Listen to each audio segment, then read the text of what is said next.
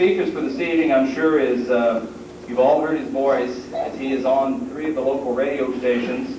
But tonight, as a treat to him, he brought along his wife Barbara, which also accompanied him when he spoke here in 1980. Jack came down in 1980 when our group, well, I guess it was going for several years, but at that time, Dan Quayle also popped in, and when he was running for U.S. Senate, and it was quite a boost to us. Dr. Wilke is a physician, author, lecturer, radio personality, and an expert in human sexuality. He has served for 10 years as president of the National Right to Life Committee. He has been president of the International Right to Life Federation for 8 years.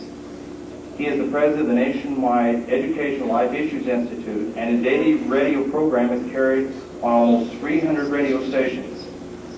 He finds time to practice medicine in Cincinnati and has done that for over 40 years, where he is the senior attending staff of Providence and Good Samaritan hospitals. Dr. and Mrs. Wilke's newly revised book, Abortion Question Answers, has succeeded their classic handbook on abortion, which is the most widely read book in the world, presenting the scientific case for the unborn. It has really become the Bible for the pro-life movement. I don't think there's any book that's referenced more than what their books have been as far as the pro-life movement. He is probably considered one of the leaders of the movement, or he has for years, but he is also one of the fathers of the movement. One of the, I guess you might say, beginning fathers of the movement. The new videos, Abortion Questions and Answers, and How Babies Grow are rapidly becoming basic teaching tools for pro-life movement, adding to their audio-visual slide sets. Dr. Wilke has appeared on almost every major network show in the United States. He and his wife Barbara have spoken in over 55 countries in the last decade, spreading the pro-life message. At this time, I am pleased to present Dr. and Mrs. Jack Wilke.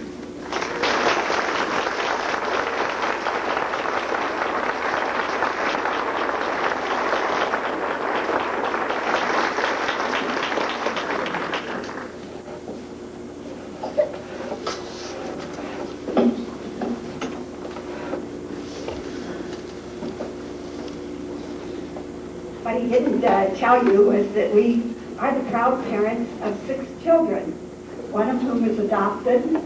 And one of our friends said to us, well, it happens, he's the only normal one you have. Among our 13 grandchildren, 2 of them are also adopted. So we're very familiar with the adoption and think it's a godsend for the mother who can place her baby, knowing that there is a stable family that will love and care for the baby, and for the family that dearly wants the child.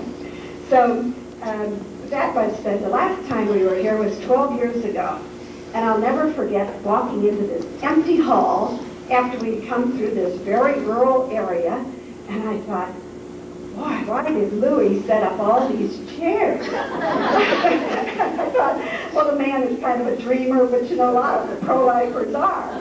And within a matter of minutes, this place began to fill, and it was as full as it was tonight. But the other fun thing was, CBS was here. And now it would be nice to think it was because we were here that they were here, but I have to tell you, that wasn't it. It was because there was this young man, this congressman named Dan Quayle. And I'll never forget, he arrived late, bounded up here, sitting through the steps, bounded up, brown, shaggy, looking kind of unpressed, since he'd been going day and night, and he was challenging Birch Bayh. And of course, Senator Birch Bayh was the leader of the pro-abortion liberal forces in Congress. And so the media was very interested in this young upstart. Well, that Indiana did a wonderful thing. They sent that young upstart to the Senate and took out Birch Bayh. But the media have never forgiven him. He took out the leader of the pro-abortion forces, and they have never forgiven him. And if you wonder why they're on his case all the time, just remember that. And he's a greater guy and more wonderful than ever, and when we meet him, we still remind him about meeting him here that first time, and he'll laugh and he'll say, yep, down there. So that's the kind of man that is around, takes the abuse, and I can't believe he does, but I guess it says, you know, if you're from Indiana, you can handle whatever they throw at you.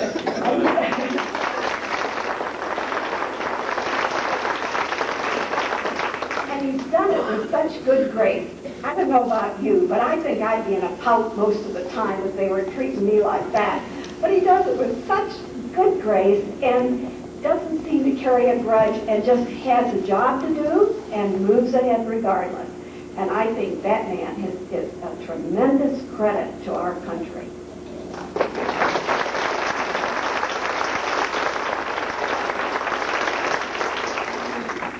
You know, one of the techniques, pardon me, I just started to get a cold today. One of the techniques of debating, if you don't have an answer for the charge or whatever the other opponent is doing, one of the techniques is to ridicule that opponent. So that whenever you see this used, be it Dan Quayle or anybody else, you better perk your ears up and say, wait a minute, why are they ridiculing this person? And in Dan Quayle's case, it's because they don't have any answers for what he's doing and saying. There are things that many people feel that Mr. Bush miscued on in the last 4 years. But on every one of those, Dan Quayle was on the right side. Bush didn't always take his advice. But I think the reason they ridicule him is that they fear him so much. He stands for everything that this media does not stand for. I don't know about you, but I've got a bumper strip on my car, and it says, "Annoy the media, elect Bush."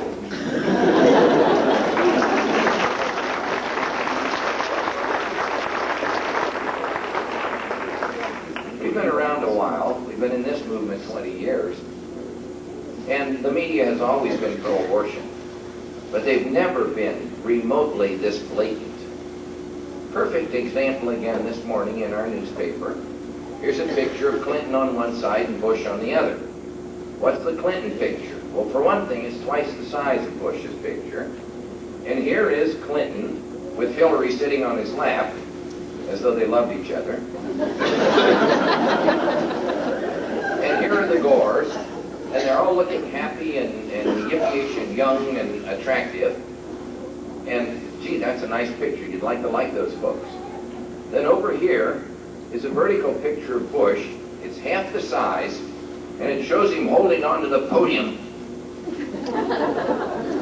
with his mouth open, and he looks terrible. Looks like he's in pain. Well, friends, that is not by accident. The pictures are chosen specifically by a biased medium. If you think back to, let's take the second debate. When the camera was on Clinton, look behind him. Color, an American flag waving, people's faces. Now it goes over to Bush, a black background. That's not an accident. That is craftily staged. You like the guy with the flag behind him. This one is somber, it's old, let's get rid of it. This is subliminal, and it's not always very subliminal. This is one of the most crafty campaigns we have ever seen in our lives. But we'll get to that in a little bit. Tonight we want to take you through, let's say, a little bit of history. Because there's certainly no question but that history is in the making. What happens 10 days from now in the election will shape the moral tone of this nation for the next 10 or 20 years. You can make some mistakes on the economy and 4 years later pull them back. But when you make massive anti-Christian, immoral mistakes, too much of that is permanent. And there's too much major permanent damage done. So we're in a tumultuous time of history. Probably we've never seen in maybe 30 or 40 years as much happen, as much change as we have seen. I'm just reading a book now, and It's one of the chapters begins with, let's see, what is that little meal prayer? God is good, so forth.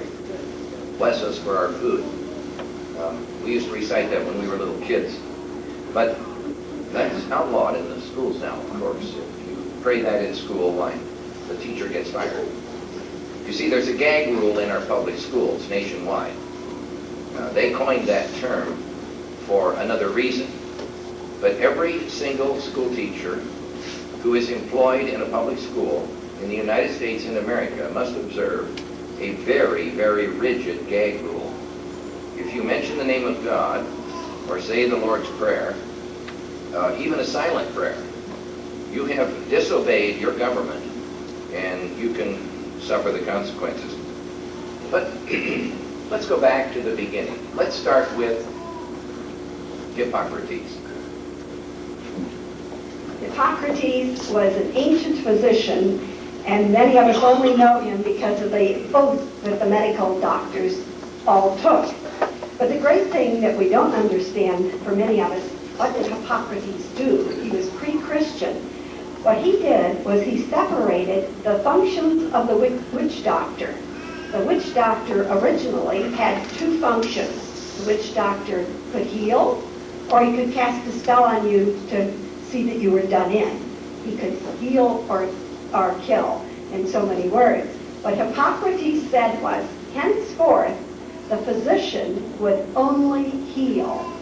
And the oath of Hippocrates so stated that. And that was a very big change. And so for thousands of years, we've lived according to that until just recently, when they have stopped in some medical schools taking the oath because it had the forbidding words about not prescribing any deadly medicine or doing anything to cause an abortion. And so now some medical schools now have, in essence, gone back to the ancient time of witch doctors, when the doctor is not just healer, but he can also, in so many words, cast the spell on you to do you in, as was the ancient practice. And that doesn't mean very much for the medical profession as far as trust goes. If we go way back in primitive times, let's ask what they knew about reproductive medicine. Well, it's not hard to imagine. Think of living in those times. There were men and women there just as we are. The woman's cycle was obvious. Intercourse was obvious. When she missed her period, after a certain amount of time, she'd have a baby.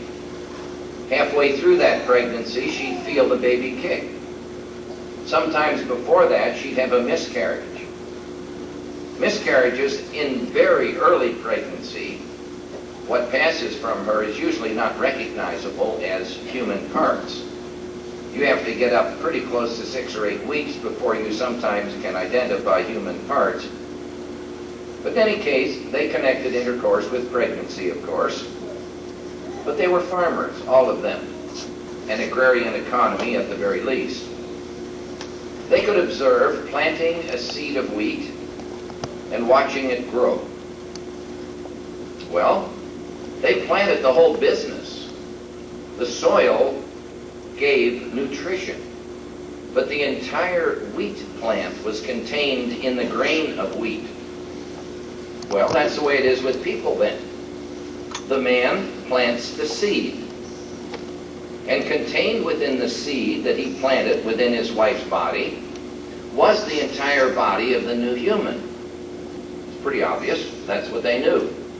Okay, she was either fertile or barren, more agricultural terms, and the baby sometimes grew and then sometimes not.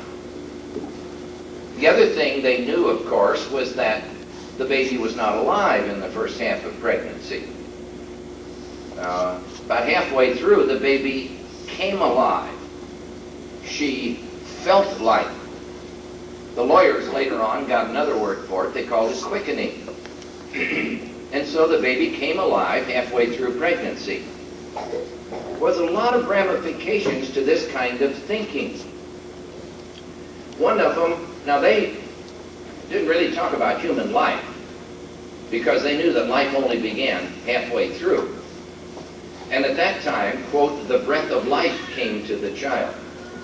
The babe doth stir. But in the Christian era, abortion is completely condemned at all stages. Don't let anybody tell you anything else. There has never been a time in the Christian era when abortion wasn't condemned. But back then, when a woman committed the sin of abortion, she made her confession, and the priest would give her a certain penance. Now, if she had her abortion before the baby came alive, she would get a certain length of a penance to do. But if she did the abortion after the baby came alive, a much more severe penance. And it was obvious because now she was killing a living human, and obviously the punishment should be greater. Okay. What then? Let's think of one ramification of this. Is this a human? Well, for them, human had everything to do with Almighty God and a soul that was infused by God. Well, when would God do this? Well, maybe at what they called animation. What was that? Well, they differed a little bit. Aristotle said that this was not human if male until 40 days. If female, not until 70 or 80. Now, no, he wasn't a male chauvinist at all. The great thinker Thomas Aquinas echoed him exactly. Now, to give you an idea of their thinking, God puts a soul in this growing being, which may be vegetable matter or something at the early part, but he wouldn't give you an immortal soul for all eternity unless you at least were man or woman. Sexual differentiation. They could identify a tiny penis at about 40 days. They couldn't identify her uterus until 70 or 80. And so on the basis of when there was sexual individuality, that's when Thomas Aquinas thought that God created their soul. Well, now, if you would take that thinking and bring it into today, and let's get an electron microscope and look at that first cell stage and count the chromosomes, and many of you studied about sex differentiation there, X and Y chromosomes, we now know that sexual differentiation exists at that first cell stage. So if we'd update Aquinas in his biologic knowledge, then we would find Aquinas today saying that God infuses a soul at conception. Well, time went on, and they had these ideas. 1677, the first microscope was discovered. And of course, they knew exactly how little ones grew. If they grew strong and healthy, you had a boy, and if the little one was somewhat thwarted or stunted, you had a girl. And of course, the father planted... All the parts didn't grow. and of course, the father planted a total new baby in the body of his wife. And they just knew all this from their agrarian background, from their farming backgrounds. But then the microscope came along, and early along, one of the first things they looked at was sperm. And what do you think they saw? They saw little tadpoles. Well, never mind. It just wasn't strong enough yet, because they were sure there was a little man all curled up inside of the head of that tadpole. Well, the microscopes got stronger and stronger. Couldn't find that little guy in there. They used to call, there are books written back then with a picture of a big tadpole and a grown man curled up in the head of the tadpole, and there's a name for it in the medical dictionary, homunculus. But, you know, the microscopes got stronger and stronger, and as Barb says, they never did find that little guy. And they began to wonder then, well, now maybe what goes on here? Well, then a lot of other things are happening along the line here. We hear now, you've heard frequently, that we've had abortion, we've always had abortion, we'll always have abortion. You can outlaw it, but it'll still be here. Baloney. Prior to about 1800, abortion was very rare. There were only two methods of aborting known to humankind. One was for her to take internally some kind of an abortive medicine of a sort. Almost none of them had any effect, of course. What good does crocodile dung do as far as her baby is concerned? But that was a favorite part of it. The ones that did work were poison. Well, the point was to kill the baby before it killed the mother. And oftentimes the mother died. It wasn't a very efficient method and certainly not very reliable, and so it was rarely used. Now there was a second method of abortion. It was specific trauma inflicted on the lower abdomen of the pregnant woman. It could be a man's fist. You could lay her on her back and jump on her belly. The idea was to disrupt the growing baby inside of her womb and produce a miscarriage. Well, it often produced a lot more than that. Internal hemorrhage, rupture of the uterus, and these women often died. That wasn't a very good method either. So prior to 1800, abortions were really quite rare. They were known, as I've mentioned, the sin was condemned, but they were quite rare. What took its place? Infanticide, the killing of the baby. When a woman was embarrassed by her pregnancy, and it must never be known that she had this baby out of wedlock. Maybe she went to Aunt Susie's house in more modern times, but in a more primitive culture, basically what happened was that they kept her hidden until she delivered, and then they killed the baby. Now, one of the ways of doing this was what they called laying on. Very common. The mother rolled onto the infant in bed and smothered the kid. Well, probably most of you ladies here have had babies. Do you think that's an easy thing to do? I mean, women particularly, but daddies too have that alarm bell. And if that little kid's snuggled next to you sleeping and you roll on the baby, I mean, you are awake. That's not an accident. So it was a deliberate smothering. There was another way of killing the baby, and that was that the woman would rent a wet nurse. Now, a wet nurse is a woman who nurses full-time as a profession. Noble women would not nurse their babies. They would have a wet nurse, a nanny, who would nurse the child. Well, you'd pay her money for doing this. Now, if you wanted to get rid of the kid, you wouldn't pay her almost any money at all. So now she's got several children to nurse, and the others are paying her better. So she gives almost all of her milk to the other kids, and this little one starves. So that was the second method of infanticide. Another thing that was prevalent back then was that handicapped babies were looked upon with revulsion. Let's say you had a child with spina bifida or some kind of a deformity. They had to be killed. And the reason was that these were she-devil children. They were called changelings. And this was not totally known, but it was very, very common. So that if you had a child born who was seriously handicapped, then this really wasn't a human child. It was the child of a she-devil who stole yours and put this kid in its place. I mean, we could maybe tell you a couple of stories here.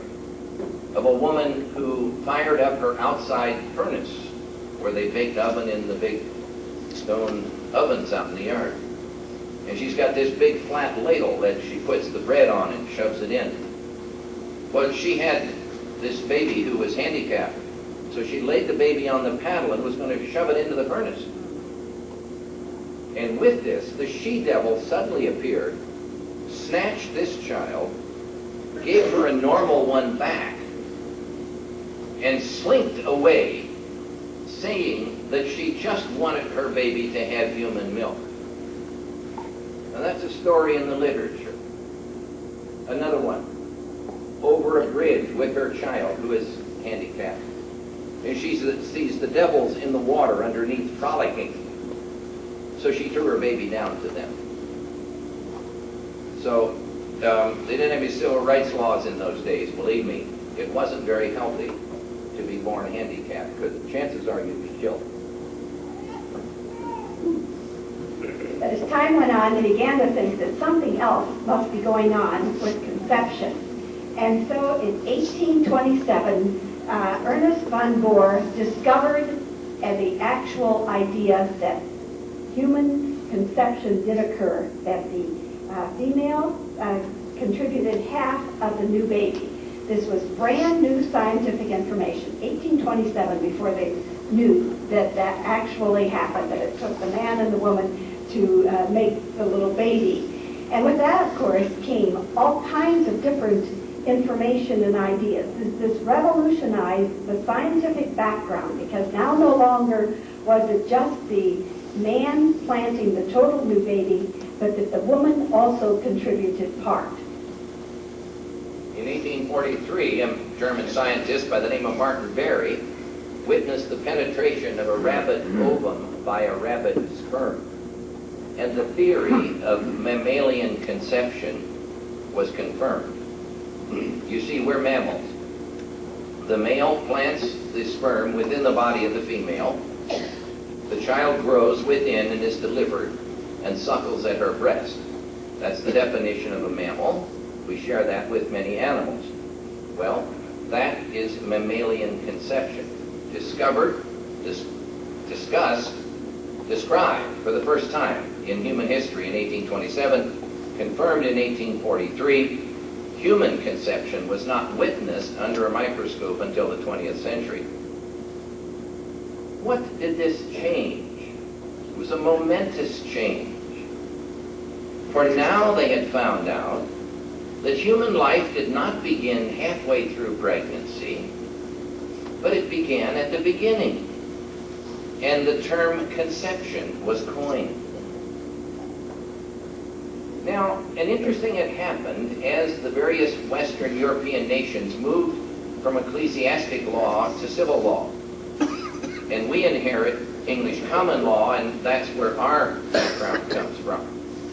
English common law had followed ecclesiastic law on this issue. It condemned abortion. It punished it as a crime. But in the first half of pregnancy, only as a misdemeanor. In the second half of pregnancy, a felony equivalent to murder. Because then, of course, you were killing a living human.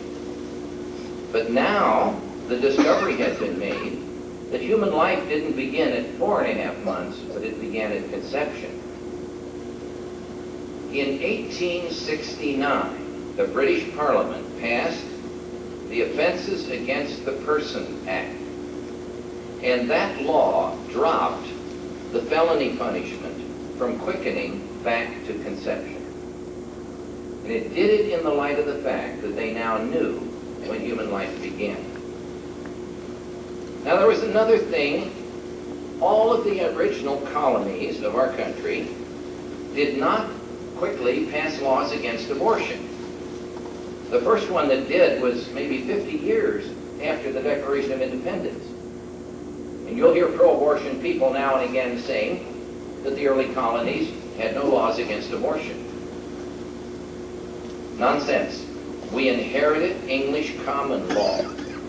We inherited that two-layered punishment against abortion, and only if the new state passed a law that superseded what we inherited did we then have the first state law. Well, about 1840, a couple of the states began dropping that felony punishment back to conception. Most of them not until after the Civil War. But then something is happening that's very vital to our local abortion situation, and that was slavery.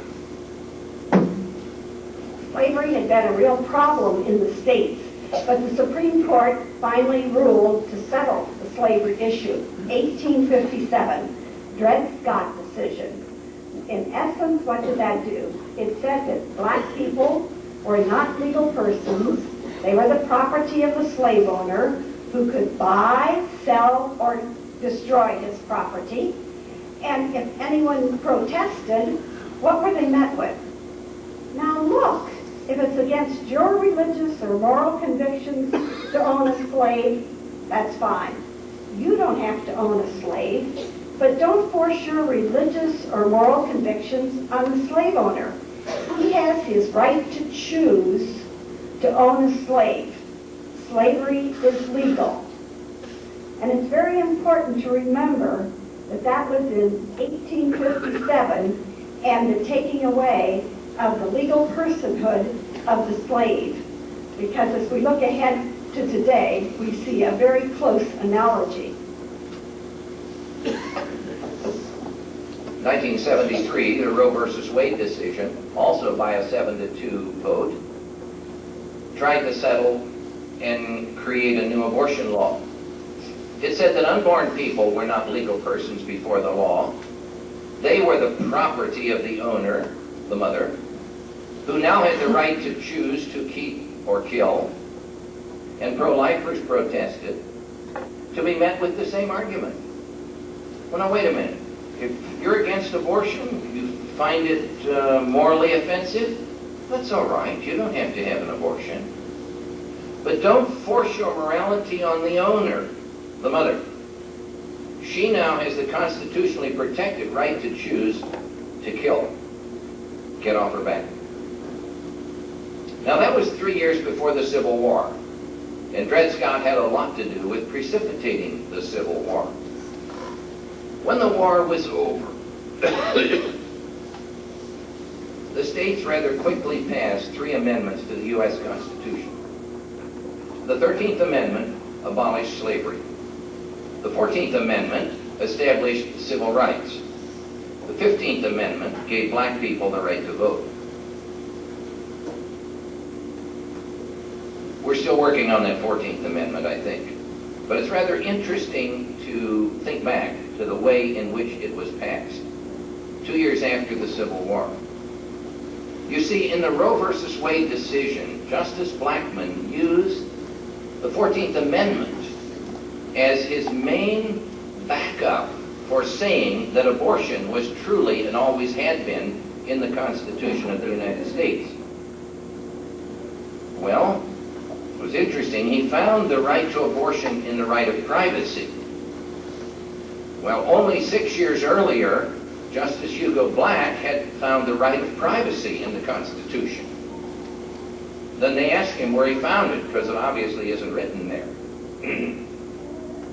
Black said he found it in the emanations from the penumbra of the 14th Amendment. Now, we got our dictionaries out too. Emanations are vapors. Penumbra is an astronomic term. It's the eclipse shadow. And so he found the right of privacy in the vapors arising from the shadow of the 14th Amendment. And it was on that firm foundation that the right to abortion was placed. What happened back, though, and Blackmun says that those founders really meant to make abortion legal back there in 1860s. Well, not so. The very same legislators in the very same years, in the very same state and national legislative bodies, were outlawing the interstate transport of abortifacients, were passing anti-abortion laws in the states, and the Congress outlawed abortion in the District of Columbia and other federal enclaves. So at the very same time that these men, they were all men then, were passing laws to forbid and stop abortion, those same people wrote the 14th Amendment. And Blackmun says they really meant abortion on demand until birth stayed paid. I mean, if it wasn't so ridiculous, it would almost be funny if it wasn't so tragic. But that's the reasoning behind how abortion was found in our Constitution. But other things began to move. The freedom of the slaves became a universal freedom in our country that had not been here before. We don't think of it that way, but the freedom to marry now became a universal freedom because, of course, the slaves had not had that freedom. And so, of course, in the days gone by, how were marriages, how did they occur? Well, frequently, family arranged marriages in the bygone ages. But as times became more modern, the young couple themselves began to have the freedom to choose their partner. Well, this all sounded very good because now the young people were picking who they would live their lives with, and how did they pick them? Well, how do you pick your partner? It's the person that you love. Well, now, wait a minute. If you're a parent and you arranged a marriage, let's look at that. What were your criteria? Well, that the fellow was going to inherit his father's farm. That was the first one. That he was a good, healthy fellow and would be a good father to the kids. That he was of sound moral and so forth. And, you know, the two got married, and if they really fell in love with each other, that was sort of egg in their beer.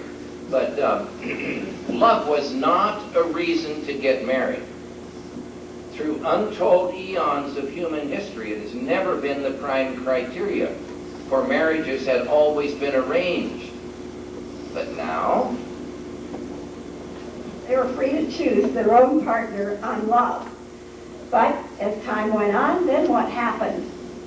If you were free to choose your partner on love, and then you felt that you were no longer in love, then what came on the scene? Then we saw divorce come on the scene. And with it brought all the other problems with it, and of course other things were happening within the culture too.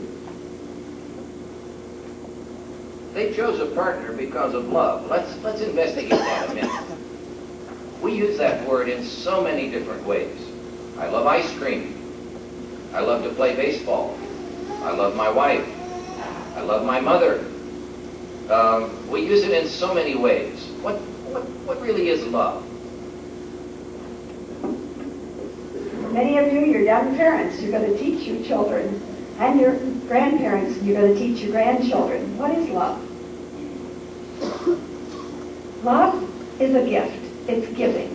It's giving of yourself in the way that's appropriate to the person that you love. And why do you give of yourself to that person? Because you want what is best for that other person. And that's what we should be teaching our young people, our parents, everyone. They should be operating because they want to do not what's best for number one guy.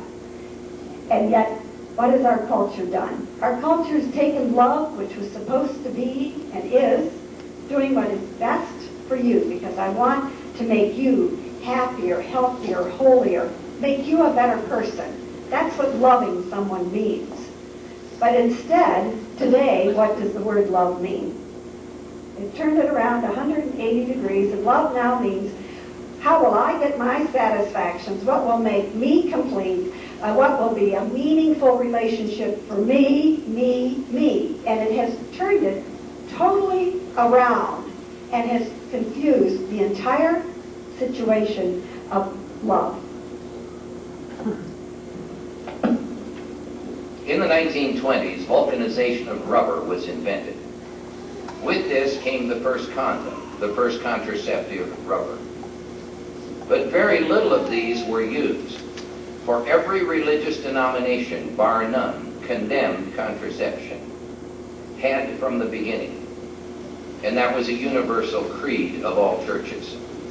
Not until the Lambeth Conference in the late 30s did the Episcopal and the Anglican Church allow contraception used responsibly to responsibly plan a family within the bond of marriage. After that, one by one, many, many churches changed on contraception. But something happened in the mid-30s that also contributed very much to this. Two scientists, Ogino in Japan and Naus in Austria, simultaneously discovered the intermittent ovulatory pattern of the human female. Now, people had always known that animals ovulated only at certain times. That's when that cow or that bitch went into heat. Until that time, she fought off the male. But when she's fertile, she is receptive to the male. But humans were different. Human women did not go into heat episodically, but rather they were receptive to their mate 30 days a month, or at least the guys would have liked to have thought so.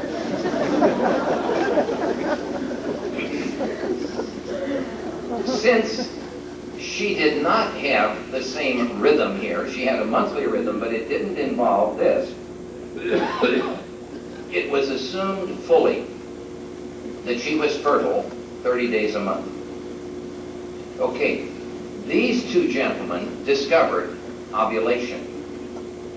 And soon after that, it was discovered that the ovum is only capable of being fertilized for about 12 hours after it breaks out of the ovary, maybe 24 at most.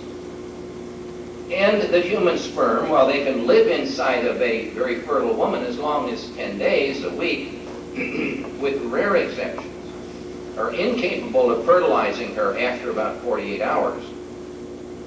So if we take 2 days before ovulation, the sperm can be fertile that long, and add 1 day after ovulation, 3 days out of a 30-day month is when, by the design of nature and of God, that woman is fertile.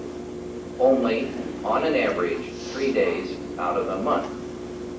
Well, that had major theologic implications. For way back from St. Augustine on, there had been a strong thread in all Christian churches that said that intercourse was for making babies. Well, there were a little problem with this because once she's pregnant, she can't get pregnant anymore. And men and women still had sex relations then. And of course, after menopause, people didn't necessarily quit either. So that one didn't quite fit, but nevertheless, it was generally understood, at least in many circles, that human intercourse was for making babies. But now they found out that by random occurrence, 9 out of 10, or at least maybe 6 or 7 out of 10, random intercourses were not oriented toward making babies, because she was sterile during that time. Well, out of this came the concept of rhythm, of periodic use and non-use of your sexual powers, which has, of course, matured into natural family planning, which is a far cry from the old calendar rhythm, which we used to call Vatican roulette. Natural family planning, properly used, is as effective in spacing pregnancies as the pill. But in any case, the discovery here made possible this, and the Catholic Church, still totally opposed to contraception, in 1950, through the Pope, recognized periodic abstinence or rhythm. The other outgrowth of this knowledge was the pill. And of course, for the pill, that did something very drastic to our country, or to all over the world for that matter, because what it did was it separated procreation totally from the act of sexual intercourse. And so now we had this idea that you could have relations and did not have to become pregnant at all. And with this grew out all sorts of other things, because now the man could have his paramour, and she didn't have to get pregnant, and if they wanted to sleep around, fine. There were all sorts of abuses within the marriage bond that came into being. And along with it came other feelings in the sexual revolution, because women thought that they should have as much freedom as men. But what they meant by having the same freedom as men and equality of men quickly became not equality with men, but sameness with men. Because if men could play around and walk away, then women ought to be able to play around and walk away even if an accident happened. And therefore, out of this whole promiscuous revolution came the whole concept that women had to be the same as men. And in order to be the same as men, if you got pregnant having relations, you had to be able to get unpregnant. And so the radical feminist creed was adopted. Woman must have this right to abort. It wasn't it isn't even an argument. It's just, if you're going to make men and women equal, and this is supposed to be the greatest thing going, the only way you can do it is to make them the same, and to make them the same, woman must have this right to abort. And so when you come up against a very hardcore pro-abortion feminist, she starts from that belief. It's a thing that the woman must have this right. It doesn't have to be argued. It's a belief. She believes that because she believes that's the only way that she can gain equality with men. With this, we saw a rather rapid weakening of the influence of religions on our public life. We saw the creation of television, and with this, the most powerful sex educator that exists, next to the witness of the parents themselves. And television introduces into our culture thinly veiled pornography, glorifying sex as, and we're talking about genital sex now, as the be-all and the end-all of human existence. Glamorizing sex before marriage, glamorizing sex outside of marriage, dumping on sex within marriage as deteriorating quickly into mortgage-paying mediocrity. Advertising in Technicolor to our children that they might as well enjoy it while they can, because once they get married, the show's over pretty fast, kids. This was a tremendously negative influence in our time. Pornography reared its head, and of course has been the source of unending heartache in our culture.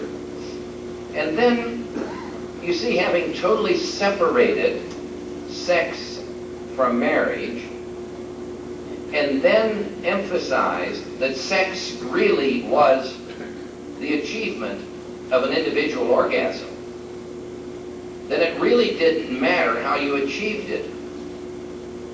I mean, we had always been taught in years past that this was one of the blessings and the bonuses of marriage.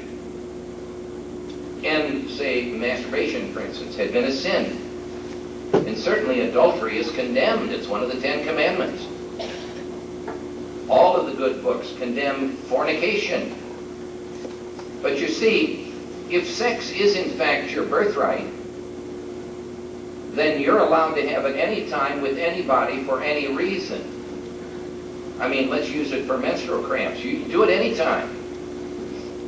But you see, if sex is only to achieve your own pleasure, then it doesn't matter if you just do it with your spouse.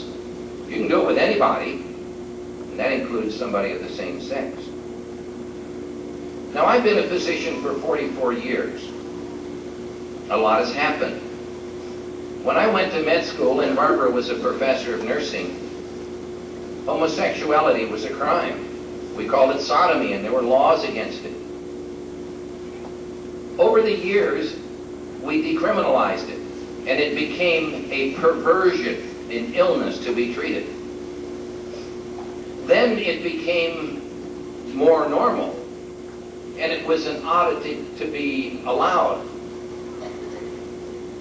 And then it became more of a supposedly alternate lifestyle. But now we have massive political agitation to put it on a level with marriage.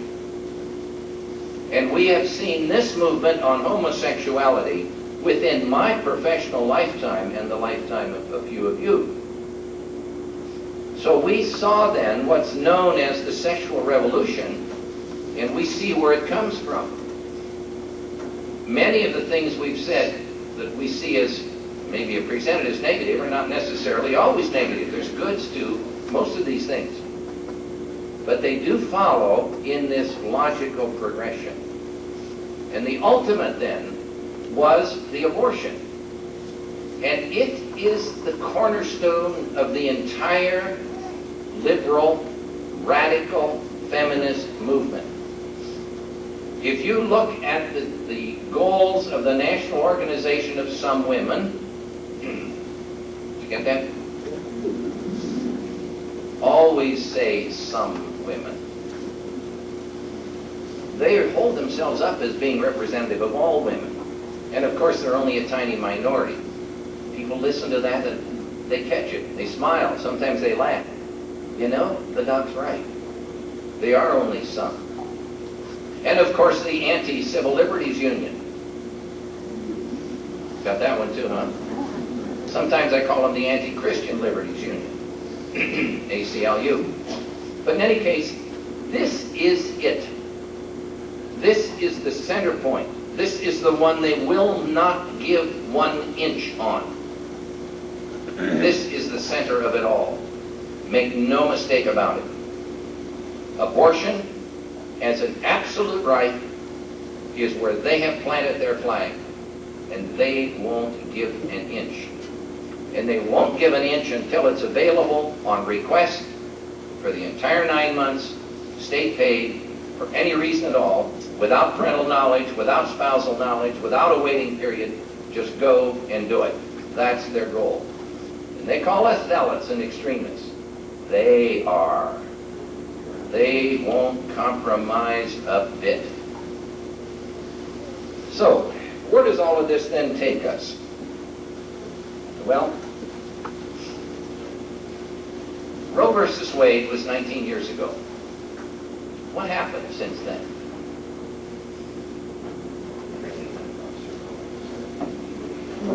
When the Supreme Court ruled, there were only about 300 right-to-life groups in the entire country. Today, there's about 2,700 right-to-life groups in the country. They're groups that try to educate, inform the people, let them know what the issues are. But probably the neatest thing I'm going to tell you tonight is something that we never guessed would happen. Whenever there's a crisis like this, something good comes out of it. The silver lining to the ugly, evil cloud of abortion is that pregnancy help centers began to form. And while there's only 2,700 educational groups today, there are over 3,000 volunteer women help centers. These are centers that are sponsored by donations. They are not government. They are manned by volunteer people. In our city alone of Cincinnati, there are over 10 of them. And they range in help from helping the mother who's pregnant. They help the mother after she's pregnant to come back and stay with her baby until she can get her job training or finish her education and get on her feet. They also have centers that help the women post-abortion. And I guess that's something that just never occurred to us when we got into this originally, because in the wake of this horrible killing of over 25 million unborn children, in the wake of that has left 25 million damaged, hurting women. And many people don't understand that. Because when you put a person, and it's doesn't matter if it's a man in Vietnam or a woman at the abortion mill. When you put a person in the situation of killing that is unnatural and that is not part of them, when you put them into that unnatural kind of situation, you are going to see a post-stress syndrome. And it's a natural thing. And what happens originally is denial. They just, it didn't hurt me, didn't hurt, it doesn't hurt. It's that kind of denial thing. But ultimately, for some of those women, it will bubble to the surface. And when it does bubble to the surface, we need to be there. We need to love and understand that woman and know that there were pressures on her. She may have been only 16. And what they said to her in the abortion place was, "My dear, you want your menstrual period reestablished." Now be that frightened 16-year-old kid. What would you say? You'd say, "Oh, you mean that I wouldn't be in trouble?" And they say to her, "Go out and sign up for the procedure and bring $225 cash with you." She says, "$225? I can't tell my parents. Where am I going to get that money?" They say to her, "Oh, you can borrow it. You know which kids in high school have the money." And that's what they tell her. Be that kid now that is beginning to have her own family and realizes that she was hustled, boxed into, aborted before she had time to get enough gumption up to talk to her parents, to have any counseling, to know what she was doing, and understand the hurt and anxiety of that woman, and love and help her and see her through it. And the thing that we never dreamed was, while only 30% of the women at the time of their abortion are churched, 98% of them beg God's forgiveness for what they have done when they're going through the healing process. However they understand God, it may not be the way you or I do, but they do seek forgiveness from the Supreme Being for what they have done. And those women that are able to get to that point in their healing can be at peace and go on, and then try to go through the last step, and that's to forgive themselves. So remember, there are hurting women in this country, and for every abortion, it leaves behind an injured woman, a woman who under different circumstances would not have destroyed her child. Women do not want to destroy their own children. They only do it because they're panicked, they think there's no other answer, they don't know what to do. And keep that in mind, because the years ahead, we're going to see the aftermath of what we've permitted in this country. Roe v. Wade was in '73. During the balance of the '70s, we barely hung on. What we basically did was train the officer corps of the pro-life movement. We developed educational methods. We honed our skills. Then about 1980, the thing broke out. Reagan was elected, and we began to make major progress in Washington. Simultaneous with this was the awakening of a broad base of the evangelical population of the United States. Jerry Falwell, Pat Robertson are two who led the way. But following them and with them came a tremendous movement of the Spirit, which awakened that sleeping group of Christians who became, and are still becoming, activated within this movement. And that was a magnificent thing to happen. For before that, it had been largely a Roman Catholic movement with a few others. Now, I don't think there's any question, the majority of pro-life activists in this country are now Protestant. We owe the Catholic bishops and the Knights of Columbus and other Catholics a deep debt of gratitude for hanging in there and for still being there. But they couldn't do it alone. As you all know, I have this radio commentary. I've had it for 8 years now. That makes me a longtime brother in the Christian broadcasting area. We have a major convention once a year. I know most of those folks. Most of them know me. They know why I'm here. They welcome what I'm doing. you could go through the 150 booths in their exhibition area, and you could ask a question of every one of those Christian broadcasters there, what they think of abortion, and 100% of them would condemn abortion. There is no equivocation, and I thank God for that. It's been a magnificent development. But what was the result of the awakening here, and other people, of course, was that we were winning. A major blow in 1980, and we've talked about Dan Quayle. As then we went into the 80s, it looked as though, with Reagan slowly changing Supreme Court justices and other federal judges, that we were going to win this game. Let me flip back to 4 years ago, right before the election, when Bush was elected. Let's open a little door and walk in on a strategy meeting of Planned Parenthood, of the ACLU, of the Women's Political Caucus, of the high biggity big poobahs of the pro-abortion movement. A fellow was talking. We had one person there with a tape recorder. We know what went on. He was president of the Planned Parenthood, not Faye Waddleton, but he was the other one who was actually doing most of the running of the show. And here's what he told them. He said, we've had 8 years of Reagan, and we're afraid we'll have Bush for 4 or maybe 8 years more. Now understand, he said, until now, the federal courts have given us everything we have today in terms of the right to abort, and they have protected that right. But what with Reagan putting all of these anti-abortion judges in, and now the specter of Bush doing the same thing, the day may come when the courts, which have been our friends, will turn against us.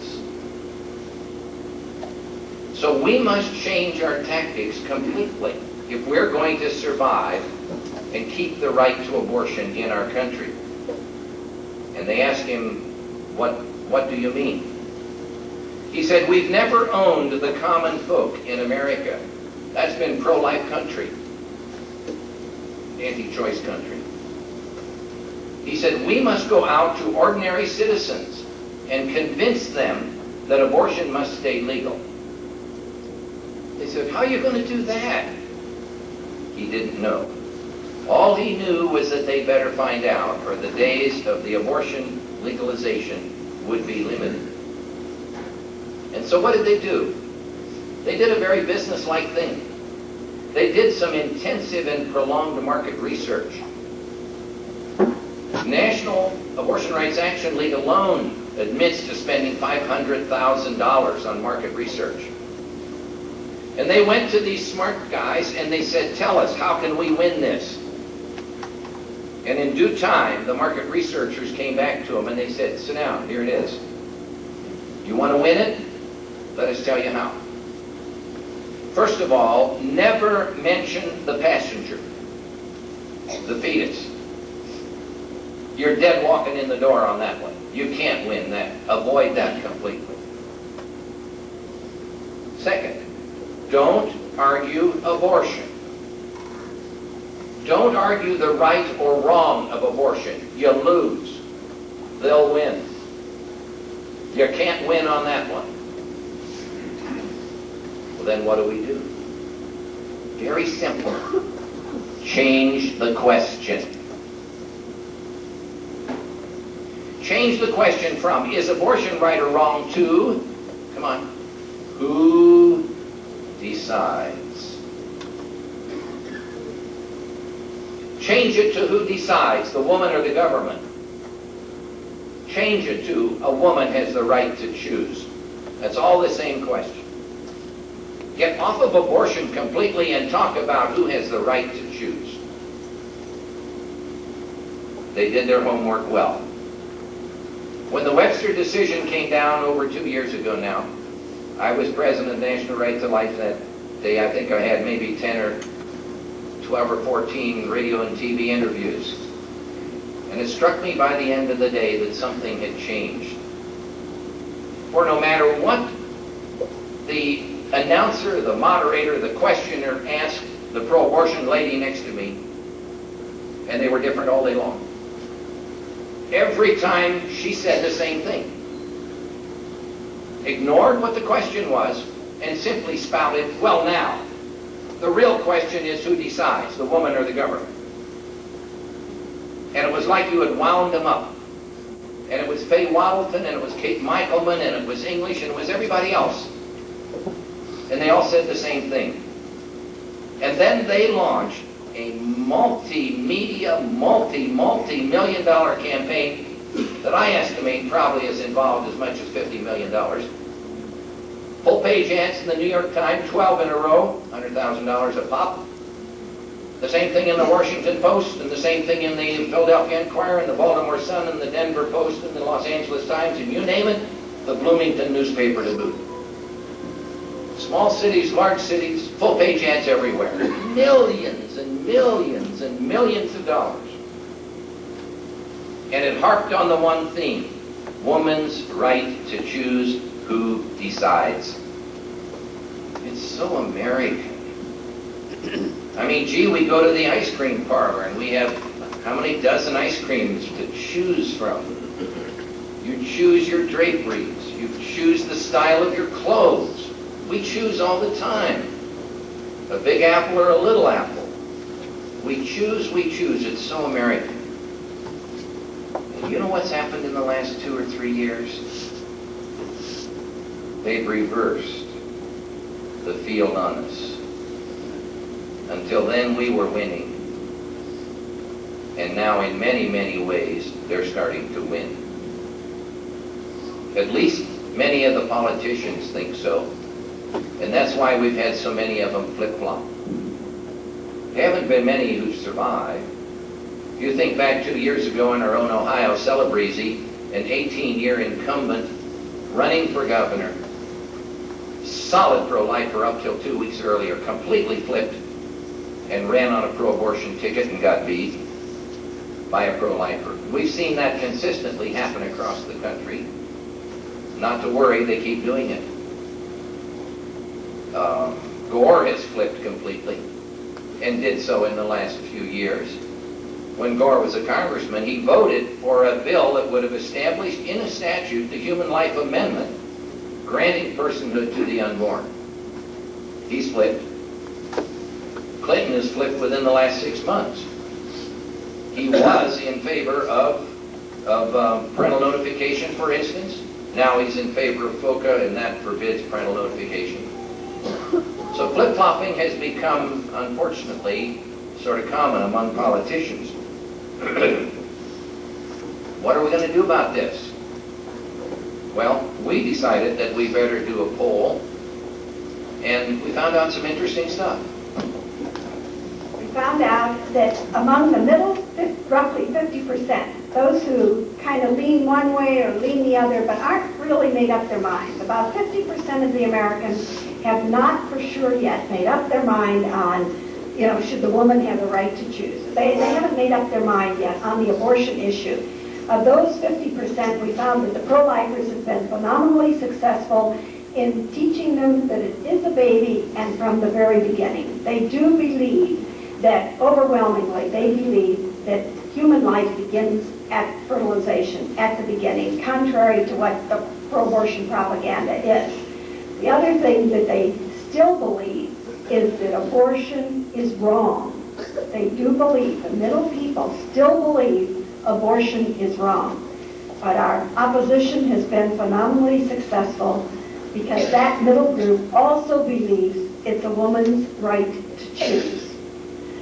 What we somehow have to do is say over and over and teach in some way that can you choose to do, just as an example, very private, personal kind of thing, can a man choose to rape a woman?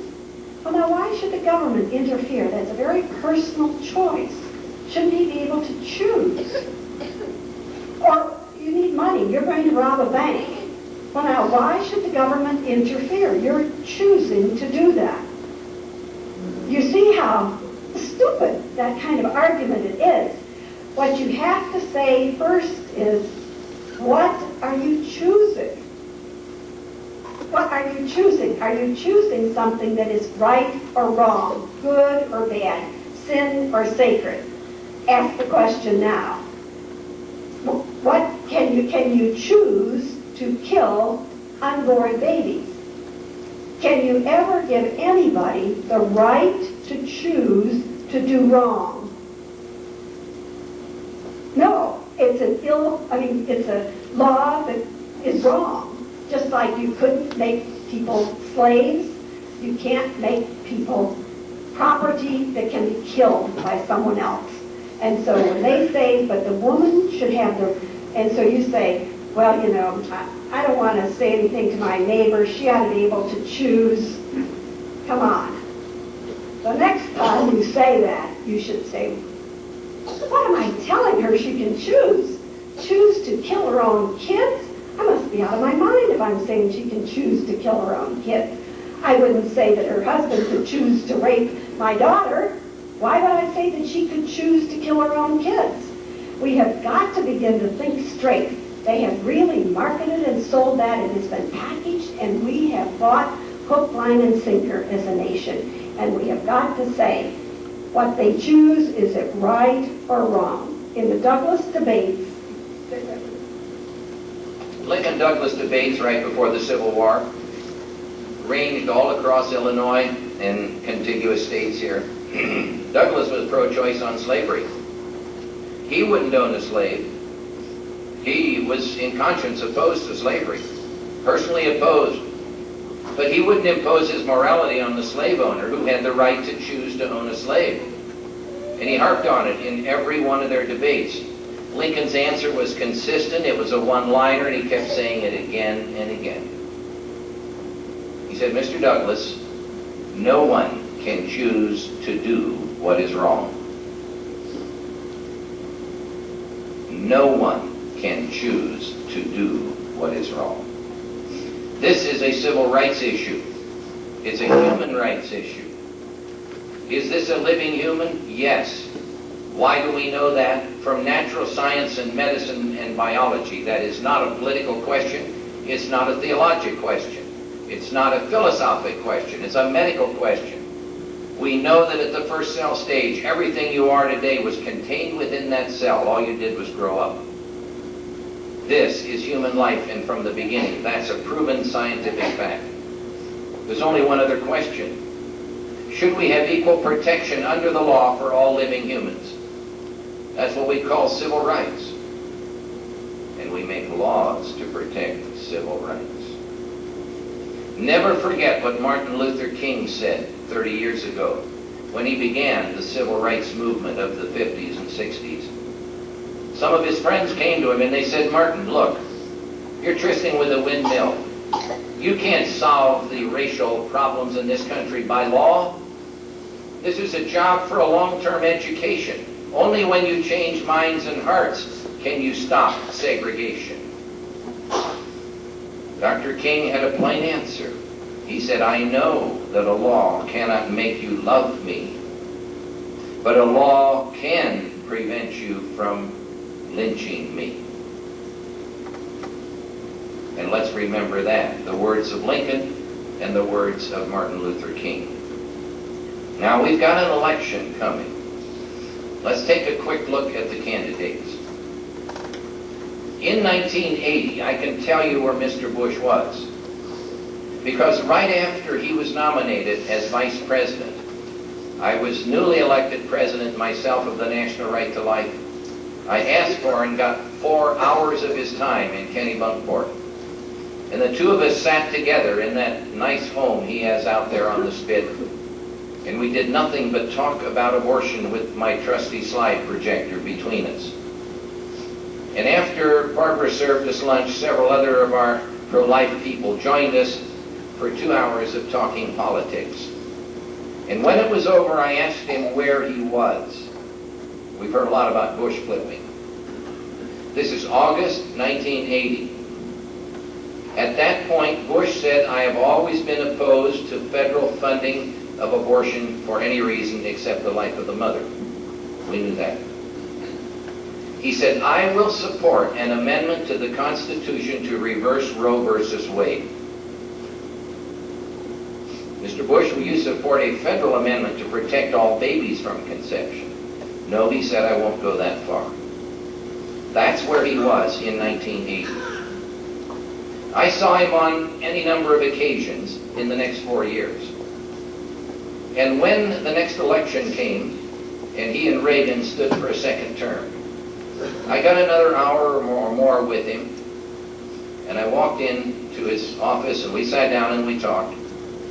And I said, "Mr. Bush, I think you have moved on this issue in these 4 years." He said, "Yes." "Yes," he said, "I've learned a lot in these last 4 years." I said, "Here's where you were 4 years ago," and I held up a little card. And it said, "Amendment to the Constitution, reverse Roe versus Wade." He said, "That's right." I had my second card. I held it up, and I said, "Here's where I hope you are now.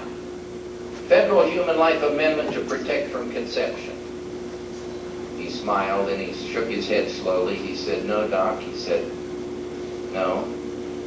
Then I pulled out my third card, and I said, "I didn't think so, but I think this is where you are. Federal Human Life Amendment, protect from conception except for assault, rape, and incest." That's it. That's where I'm at. And so in those 4 years, his position had moved. It hasn't moved since that time. Now that, friends, is not a flip-flop. That was a legitimate development of his position. I was very close to that, and I am proud of the little role that I played in it. He did not flip-flop. He's been well misrepresented in the press. I did ask him one more question. I said, "You would have an exception for forcible rape?" "Yes." I said, "All right, let's say you're president, and we send you a Hyde Amendment, and it says no exceptions except life of the mother. Will you sign it?" "Oh, sure," he said. In other words, his personal opinion was that he thought there ought to be a rape exception.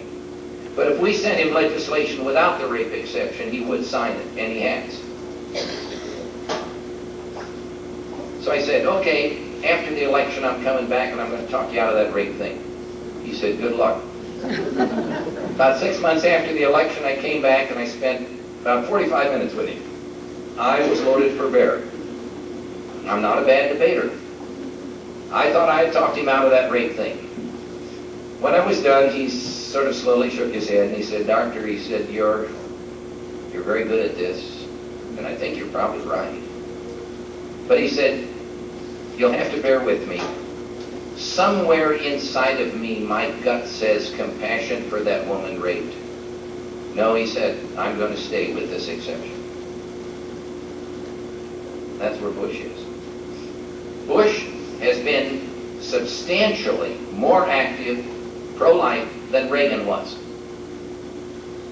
Bush has vetoed every bill we've asked him to veto. And a few of them were really tough. He didn't do very good on Souter, but he really toughed it out on Clarence Thomas. And Thomas has shown us, the guts that guy really has. Souter, nobody knew, and our worst fears have come. And don't blame Kennedy on Bush. Kennedy was pro-life when Reagan appointed him. Don't ask me how I know. I'll just tell you, I knew.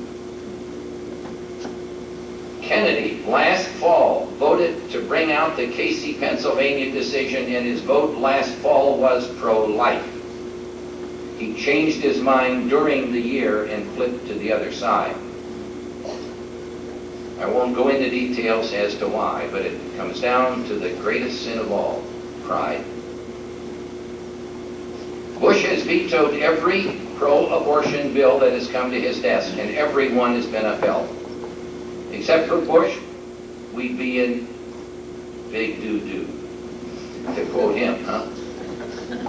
Now, where will Clinton go? Clinton favors the FOCA bill. Freedom of choice is the name they give it. Freedom to kill bill is the name we give it. It soars far beyond Roe versus Wade. It overrides every state restriction that have been recognized under Roe versus Wade. It forbids a waiting period. It forbids parental notification. It forbids spousal notification. It forbids abortion clinic regulations. It forbids informed consent legislation. It has absolutely no limit on time. It demands federal funding. It probably knocks out any conscience clause, and a good case can be made by some of the attorneys I talk to that it'll force Catholic and other Christian hospitals to do abortions, or they'll lose federal funding. This bill is the work of the devil. There's no other thing to say. It would allow an abortion because she's a girl in the 9th month of pregnancy, and your taxes would pay for it. And both Clinton and Gore have endorsed this and proudly trumpeted that they will support this. If Clinton is elected, let me predict, FOCA will be Senate Bill number 1.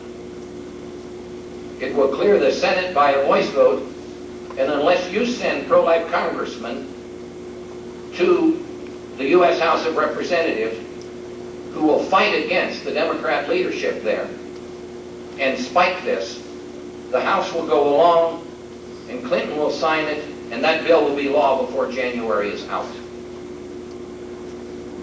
If Clinton becomes president, within 6 months, we will lose every gain we've made in the Congress in the last 18 years.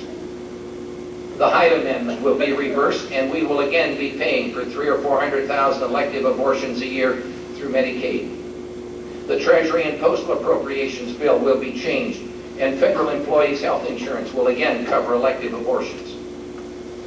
By his signature, he can stop the Mexico City policy and once again reestablish massive U.S. federal dollars going to subsidize abortion overseas under Planned Parenthood in every nation in the world. He can sign an executive order the day he is inaugurated and establish fetal transplants across the United States.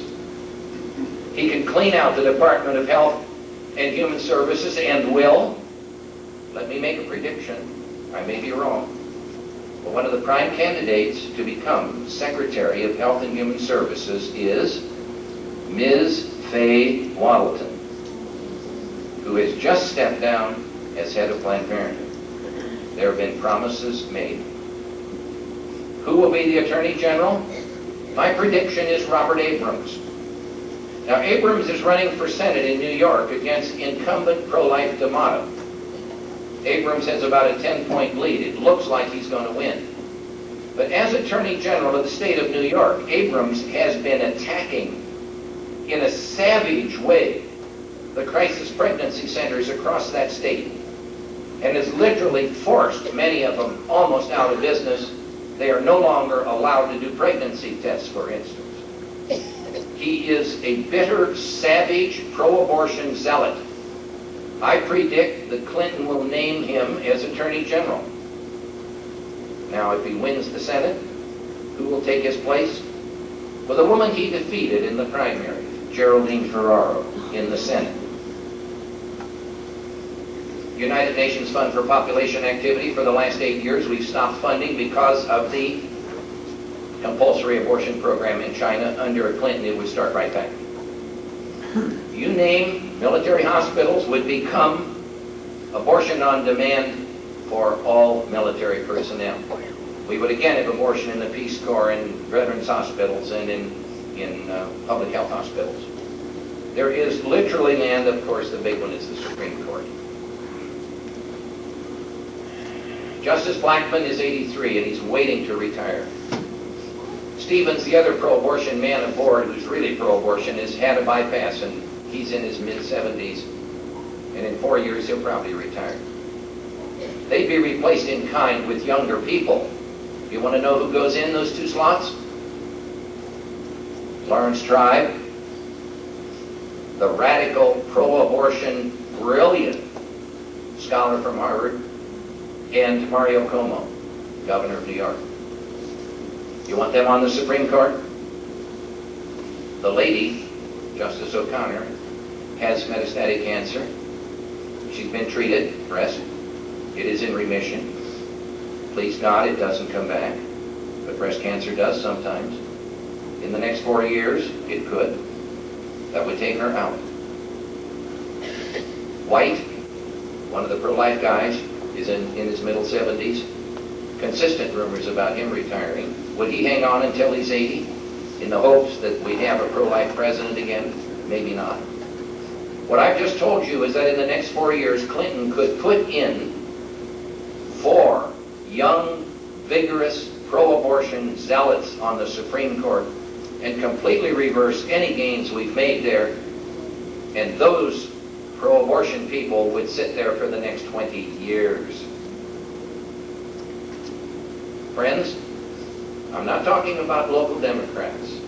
We've got a lot of good pro-life local Democrats. A couple of them have been introduced here tonight, and we deeply appreciate their position. I am talking about the policy of the National Democrat Party and its flag bearer. And Clinton is a choice between good and evil. It's that simple. If his wife can't trust him, should we? And Gore, the consummate flip-flopper. Gore, the environmentalist. Gore is a New Ager, you know. Neither of them are Baptists anymore. I've been on any number of radio interviews in the last week or two. Some lady came on a couple days ago and she said, yes, but Clinton is a Southern Baptist. I said, ma'am, if he's a Southern Baptist, Ted Kennedy's a good Catholic.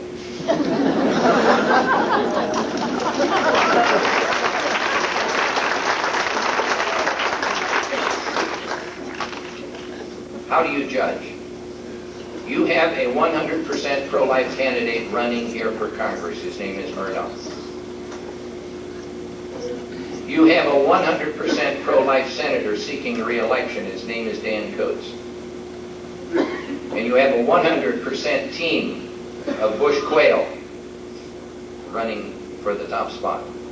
And they are pro-life. Let me tell you, we are not single issue.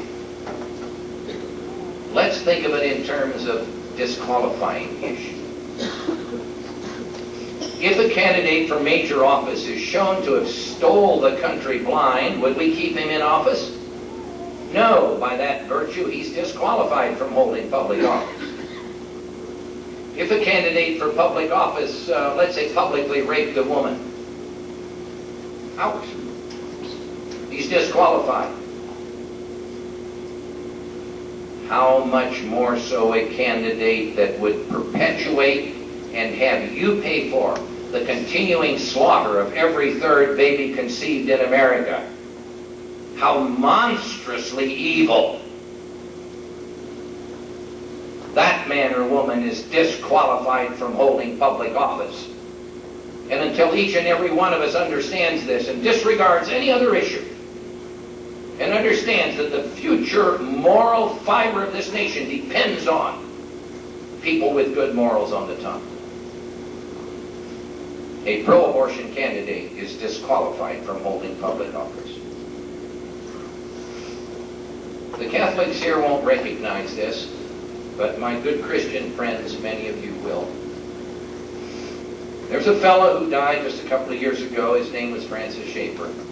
A very well-loved Presbyterian theologian. Schaeffer came out of the grass, so to speak, about 15 years ago and began to preach that his fellow Christians must get involved in the political process. And he saw abortion as the cutting edge of the greatest evil of our time. The sine qua non, the one thing that has to be beaten. If we can't stop abortion, you can't stop anything. Who cares about a little adultery? Who cares about fornication? Who cares about hidden drugs? If you allow a mother to have her own child killed. Nothing comes close to this. I'm not talking about personal guilt, for some of you have aborted in this audience. God love you. You know the story there. Good friends of ours next door have a portrait in their kitchen as you walk in. It's a picture of the Lord. And underneath it, it says, when I forgive, I forget. Here's what Francis Schaeffer said. If we don't begin to use our freedom to preserve our freedom, we'll lose our freedom, and our children and grandchildren will not call us blessed. What he's saying is, get out and vote, get your friends to vote, and vote for the moral issues this time. Economics will pass. The moral damage may never be repaired. We did bring a few books and things with us. Let's just tell you what they are. They're down at cost. Barbara mentioned slavery. Here's a little...